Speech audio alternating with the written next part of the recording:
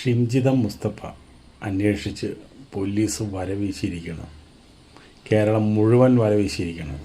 ആളൊളിവിലാണ്. എവിടെ പോയി? വിദേശത്തേക്ക് കടന്നു എന്നറിയാനായിട്ട് വിദേശത്തേക്ക് കടന്നിട്ടില്ല എന്നാണ് അന്വേഷണത്തിൽ അറിഞ്ഞത്. കാരണം എന്താ വെച്ചിട്ടുണ്ടെങ്കിൽ വിദേശത്തേക്ക് കടന്നു കഴിഞ്ഞാൽ അതിൻ്റെ എയർപോർട്ടിലോ മറ്റുള്ളടത്തൊക്കെ CCTV ഒക്കെ പോലീസ് അന്വേഷിച്ച് അരിച്ചു പറക്കി കഴിഞ്ഞു. പക്ഷേ വിദേശത്തേക്ക് കടന്നിട്ടില്ല. പിന്നെ എവിടെ? അപ്പോൾ ശരിക്കും പറഞ്ഞു കഴിഞ്ഞാൽ ആ നാട് വിട്ട് തന്നെ എവിടെയും പോയിട്ടില്ല. വടകര വിട്ടിട്ട് എവിടെയും പോയിട്ടില്ല. അവിടെ തന്നെ ഒളിവിലുണ്ട്. അവിടെ ഒളിവിൽ ഇരുന്നു കൊണ്ട്, ഇത് ജാമ്യമില്ലാത്ത കേസായതുകൊണ്ട് അവിടെ ഇരുന്നു കൊണ്ട് മുൻകൂർ ജാമ്യത്തിന് വേണ്ടിയിട്ട് ശ്രമിക്കണം. അപ്പോൾ അതുപോലെ തന്നെ ഇപ്പോൾ നിർണായകമായൊരു തെളിവ് പോലീസിന് കിട്ടിയിരിക്കുന്നു. നിർണായകമായ തെളിവെന്ന് പറഞ്ഞു കഴിഞ്ഞാൽ ഈ സംഭവം ഉണ്ടായ ബസ്സിൽ CCTV ഉണ്ട്. ആ CCTV ദൃശ്യങ്ങൾ പരിശോധിച്ചപ്പോൾ വ്യക്തമായിട്ട് മനസ്സിലായി നമ്മുടെ ഈ പെൺകുട്ടിയുടെ എല്ലാ തരികടകളും എല്ലാ ഉഡായിപ്പുകളും എല്ലാം പോലീസിന് മനസ്സിലായി. കാരണം വെച്ചാൽ ഇത് കരുതി കൂട്ടി പ്ലാൻ ചെയ്ത് ഉണ്ടാക്കിയ വീഡിയോയാണ്.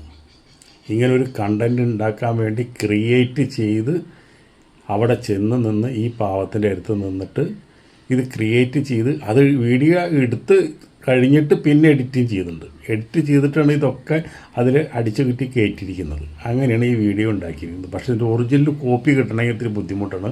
ഒറിജിനൽ കോപ്പി ഈ ഷിംജിതയുടെ ഫോണിലേ കിട്ടുള്ളൂ. ഷിംജിതയുടെ ഫോൺ ഇപ്പോൾ എവിടെയാണെന്ന് ഒരു പിടുത്തമില്ല. അത് നിർണായകമായൊരു തെളിവാണ്. പക്ഷേ ബസ്സിലെ തെളിവ് കണ്ടോടുകൂടി പോലീസ് ഞെട്ടിപ്പോയി. കാരണം എന്താണ്? ഈ പാവപ്പെട്ടവനെ കൊടുക്കാൻ വേണ്ടി അവിടെ കാട്ടിക്കൂട്ടിയുള്ള ഇവൾ കയറുന്നത് മുതൽ ഇവർ രണ്ടുപേരും ഇറങ്ങുന്ന വരെയുള്ള എല്ലാ ദൃശ്യങ്ങളും അരിച്ച് കലക്കി കുടിച്ച് പോലീസ് തപ്പി നോക്കി.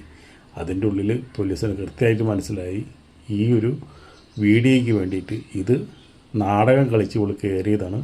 നാടകം കളിച്ച് തന്നെ അവിടെ ഉണ്ടായതും ഇതെല്ലാം ഉഡായിപ്പാന്നുള്ളത് പോലീസിലത്തെ CCTV ദൃശ്യം കാരണം മനസ്സിലായി. പക്ഷെ എന്ത് ചെയ്യാം? ഇതൊക്കെ വൈകിയില്ല. ഇതൊക്കെ ഇപ്പോൾ ഇവൾ ഒളിവിലുമായി. ഇനിയിപ്പോൾ എന്തായാലും പോലീസ് പിടിക്കാണ്ടിരിക്കില്ല. അപ്പോൾ അത് പോലീസ് ഊർജിതമായിട്ട് കാര്യങ്ങൾ നീക്കിക്കൊണ്ടിരിക്കുന്നുണ്ട്. എന്തായാലും പോലീസ് പിടിക്കുകയും ചെയ്യും, അവൾ ജയിലിലേക്ക് പോവുകയും ചെയ്യും. വലിയ രാഷ്ട്രീയ പാർട്ടിയുടെ പിന്തുണ ഉണ്ടെങ്കിൽ അതൊക്കെ ഇത്രയും വലിയൊരു കൊലകൾക്ക് ഉണ്ടാക്കിയ ഒരു ഇതിന് രാഷ്ട്രീയ പാർട്ടികൾക്കൊന്നും ഒന്നും ചെയ്യാൻ പറ്റില്ല. പോരാത്തിന് ഇനിയിപ്പോൾ ഇവിടെ രക്ഷിച്ചെടുക്കാൻ അവർക്ക് സാധിക്കില്ല. ആ സമയമൊക്കെ കഴിഞ്ഞു. ഇനി കുറച്ച് നാൾ വേണമെങ്കിൽ ഒളിച്ചിരുത്താൻ കഴിയും. അത്ര മാത്രമേ ഉള്ളൂ.